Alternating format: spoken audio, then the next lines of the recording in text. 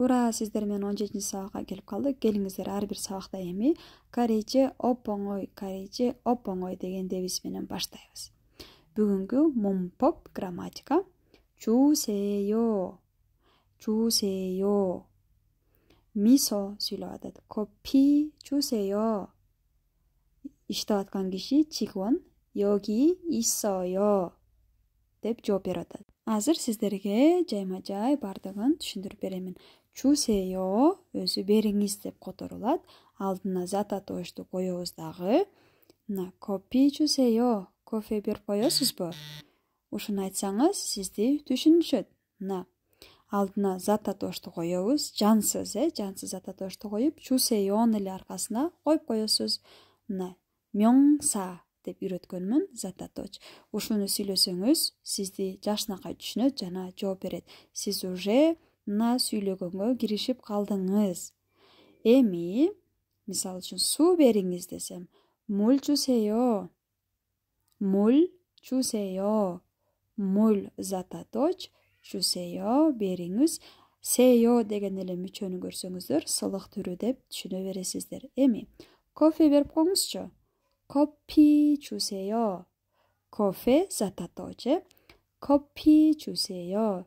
кофе берип коесузбу? Түшүндүңүздөрбү? Сиздер көпчүлүккө же сылык түрдө кайрылсаңар, 주세요ну улайсыздар. Бул жерде пачым барбы жокпу карабайт. Бар болсо деле, жок болсо деле экөөнө тең 주세요. Сиздерге чийип көрсөтүп берем. Пачым тегерек турса, бул бар, X турса, жок дегенди билдирет. Экөө бар же жогуна карабай эле 주세요ну кошуп жаза бересиздер. Кошуп жабыштырып жазбайбыз, ортодо боштук болот. Бериңиз деп бизде кыргызчада деле боштук менен жазабыз. Бир гана айырмасы, мына пачым бар же жок экенине карабайбыз. Ойлонбой эле 주세요ну эле аркасына кое бересиздер. 연습 1. 주세요. 김밥 окуганбыз. 사이다, спрайт. Нени коебуз аркасына? Сиз магазинге барып мага 김밥 берип коюңузчу. Мага спрайт берип коюңузчу деп сурап атасыз. Дароо эле пачимге карайбызбы? Жок. Пачимге байланышы жок эле. 주세요. 주세요ну эле коюп койдук. 김밥 주세요. 김밥 берип коюңузчу. 사이다 주세요. Эми сайданын ордуна 콜라 жана раменду койдум.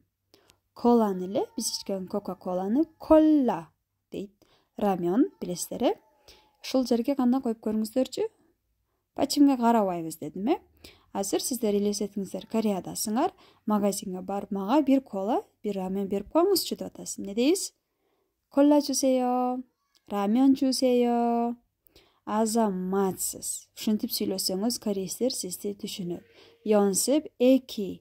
Давайте эми татаалыраактарына машыгып көрөбүз. 책상, стол, 책상 берип коюңузчу. Мага столду берип коюңузчу деп сүйлөсөк кантебиз? Жаздыңызбы? Азаматсыз. Эми туура жоопту көргөзөм. 책상 주세요. стол берип койгулачы, же берип коюңузчу. Өчүргүч. Мага өчүргүч берип коюңузчу. 지우개 주세요. 지우개 주세요.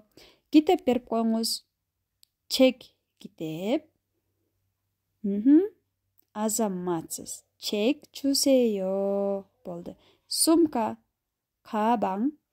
сумка берип коесузбу мага? 가방. азаматсыз. 가방 주세요. Жакшы жооп берип жатасыз. Эми дагы бир жолу машыгабыз. Татаалыраактарына, 연습 3. Бул жерде эми сиздерге сүйлөө менен. 승무원, 스튜어디스 сурап атат. 커피하고 녹차 있습니다. 무엇으로 드릴까요? кофе жана көк чай бар. Кайсысынан берейин дейт. Бул теманы эсиңердеби? Мурун окуганбыз, Ошол теманы жаттап калган болсоңор, оңой эле жооп бересиңер. Кана. 커피하고 녹차 있습니다. 무엇으로 드릴까요?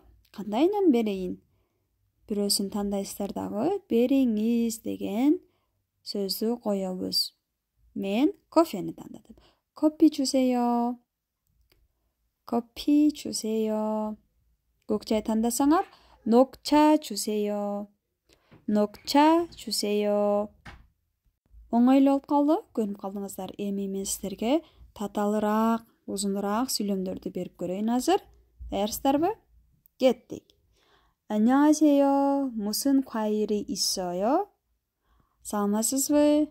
Қандай жеміш бар? 딸기, 수박, 사과가 있어요. 무엇을 들을까요? 꿀보나이, арбуз, алма бар. қайсысынан берейін?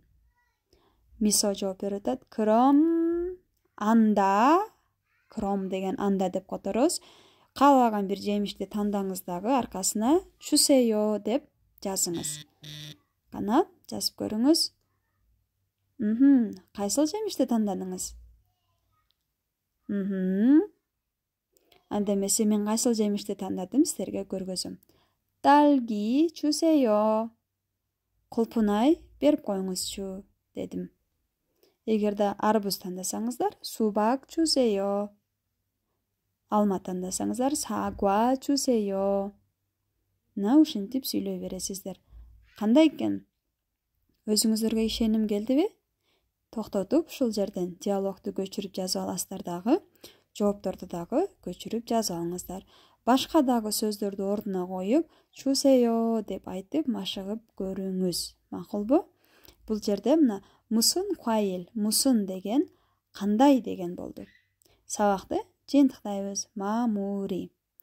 받침 бар же жоқ екеніне қарабастан эле зататоштон кийин 주세요 деген сөз келет. Берип коесуз бу деген сураныч, сылык маанидеги суроо.